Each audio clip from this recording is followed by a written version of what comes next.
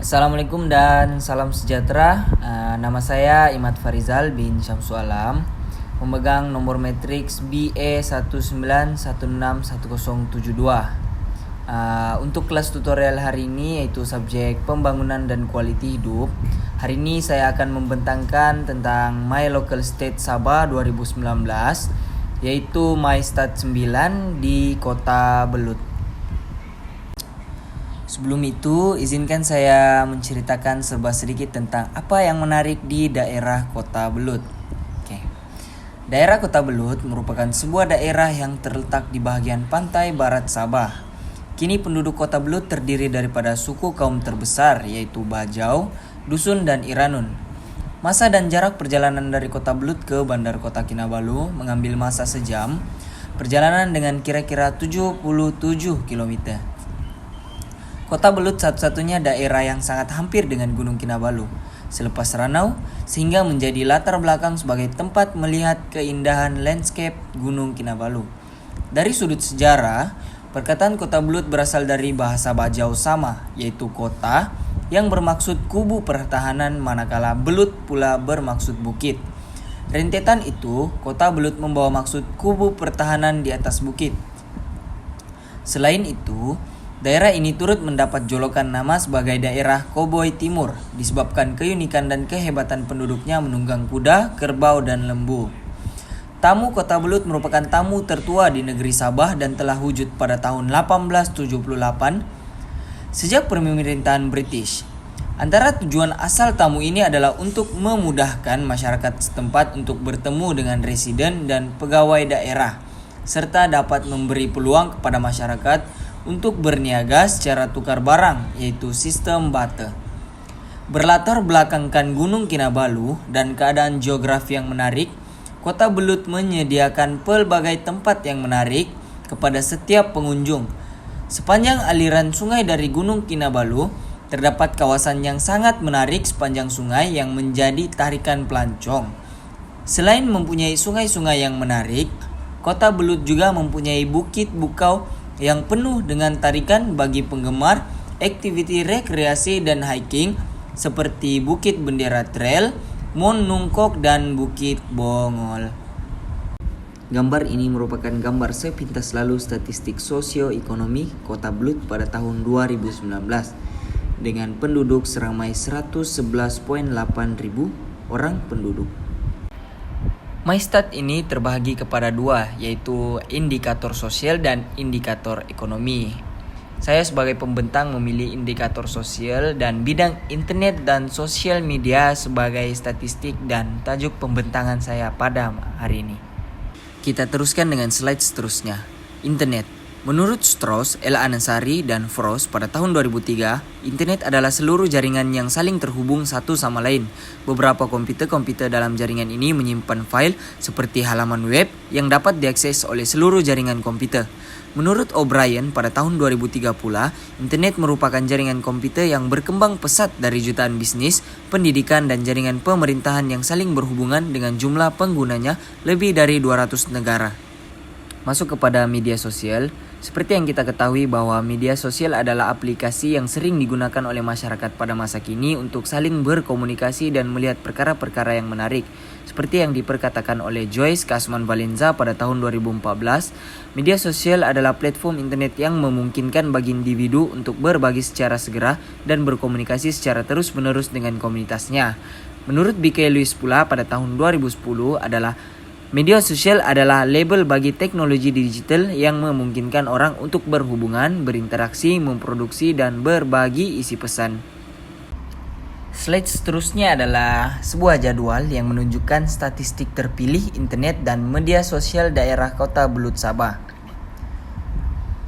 Bagi bilangan pusat internet Malaysia yang seperti mana kita dapat lihat pada jadwal tersebut, pada tahun 2017, daerah Kota Belut mempunyai 5 buah pusat internet. Namun ianya bertambah pada tahun 2018 dan kekal sama pada tahun 2019, yaitu sebanyak 6 pusat internet. Seterusnya, daerah Kota Belut hanya mempunyai sebuah pusat internet desa pada tahun 2017, 2018, dan 2019. sama dengan pusat maklumat rakyat tanpa ada perubahan ataupun penambahan pada tahun berikutnya. Kita masuk pada peratusan isi rumah yang memiliki peralatan dan perkhidmatan telekomunikasi. Yang pertama adalah langganan internet di rumah mengikut peratusan sebanyak 18,4% pada 2014 dan berlaku peningkatan pada 2016 yaitu kepada 46,7% dan seterusnya meningkat lagi kepada 68,9% pada tahun 2019. Yang kedua adalah telepon bimbit yaitu sebanyak 94,8% pada tahun 2014. Berlaku penurunan pada 2 tahun berikutnya yaitu 2016 kepada 93,7% dan kembali meningkat pada tahun 2019 kepada 97,2%. Dan yang ketiga adalah siaran TV berbayar yaitu 64,5% pada tahun 2014 dan berlaku penurunan pada tahun 2016 yaitu kepada 60,1% dan kembali bertambah pada tahun 2019 yaitu kepada 83,1%. Seterusnya saya akan memberitahu tentang kesan baik yang ada pada internet dan media sosial. Yang pertama adalah maklumat. Melalui internet kita akan menerima maklumat dengan mudah dan pantas. Carian maklumat juga tidak dihadkan. Maklumat carian juga bukan saja dalam bentuk teks, tapi juga dalam bentuk bergambar raja maupun jadwal, carta grafik, audio, animasi, dan lain-lain dalam bentuk media elektronik. Bermacam-macam maklumat kita boleh dapati melalui internet. Ada berita, laporan cuaca, sukan, pasaran saham, hiburan, dan kadang-kadang kita akan berjumpa maklumat yang kita sendiri tak pernah pikirkan. Malah kita juga boleh membaca surat kabar menerusi internet. Hal ini adalah sangat penting karena dapat memudahkan masyarakat untuk mengetahui maklumat ataupun berita-berita dengan kadar yang segera. Yang kedua adalah alat komunikasi. Dari segi komunikasi, internet merupakan salah satu perantaraan yang sangat efektif dan efisien untuk melakukan pertukaran informasi jarak jauh atau dekat. Kebanyakan manusia sekarang menggunakan internet untuk berkomunikasi dengan pelbagai cara. Capaian kepada internet melibatkan banyak elemen seperti media elektronik, carian file, kumpulan perbincangan, dan perbualan. Ada yang menggunakan media elektronik untuk berhubung dengan sahabat andai, saudara mara, keluarga, atau siapa saja. Kesan positif yang seterusnya adalah peluang perniagaan. Kebaikan internet yang seterusnya ialah ia membantu aktiviti perniagaan melalui media sosial yang ada pada masa kini. Peluang perniagaan melalui internet ini amat luas. Malah kita boleh berniaga melalui internet hanya melalui rumah saja.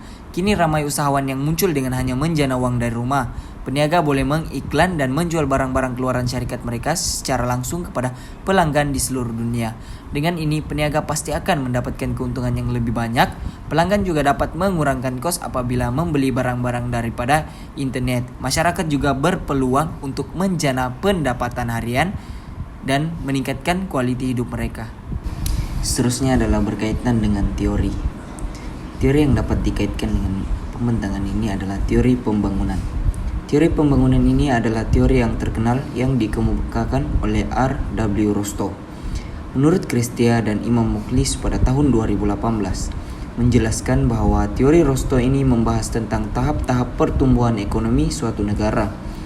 Ada 5 tahap pertumbuhan ekonomi menurut Rostow. Tahap teori yang dapat dikaitkan dengan kualiti hidup ini adalah teori pembangunan tahap kelima, yaitu tahap penggunaan tinggi. Tahap ini adalah tahap perkembangan masyarakat secara mandiri.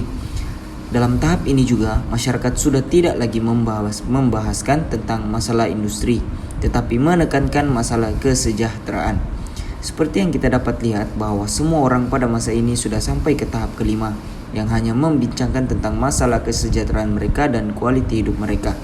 Oleh itu, capaian internet ini merupakan salah satu masalah kesejahteraan yang dialami semua orang melakukan kerja seharian mereka kepada golongan yang memerlukan capaian internet ini. Dengan ini, kualiti hidup juga terjejas apabila kurangnya capaian internet terhadap semua golongan.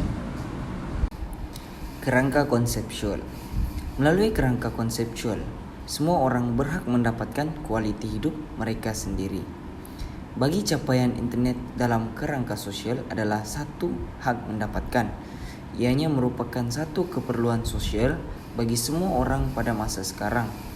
Hal ini karena kehidupan bersosial pada masa kini hanya dengan menggunakan teknologi canggih untuk berkomunikasi dengan keluarga, rekan-rekan maupun orang lain. Ditambah dengan golongan pelajar yang lebih memerlukan capaian internet ini untuk melakukan research ataupun carian-carian berkenaan dengan tugasan akademik mereka. Oleh itu, internet ini mampu untuk mengubah kualiti hidup seseorang itu untuk menjadi lebih baik. Secara kesimpulannya, seperti yang saya sudah perkatakan pada awal pembentangan tadi, internet dan media sosial merupakan satu keperluan dalam kehidupan seharian. Internet dan sosial media mampu untuk memberikan kesan kepada masyarakat, sama ada kesan baik maupun kesan buruk. Penggunaan internet dan media sosial yang baik mampu meningkatkan kualiti hidup seseorang. Sekian itu sahaja daripada saya. Terima kasih.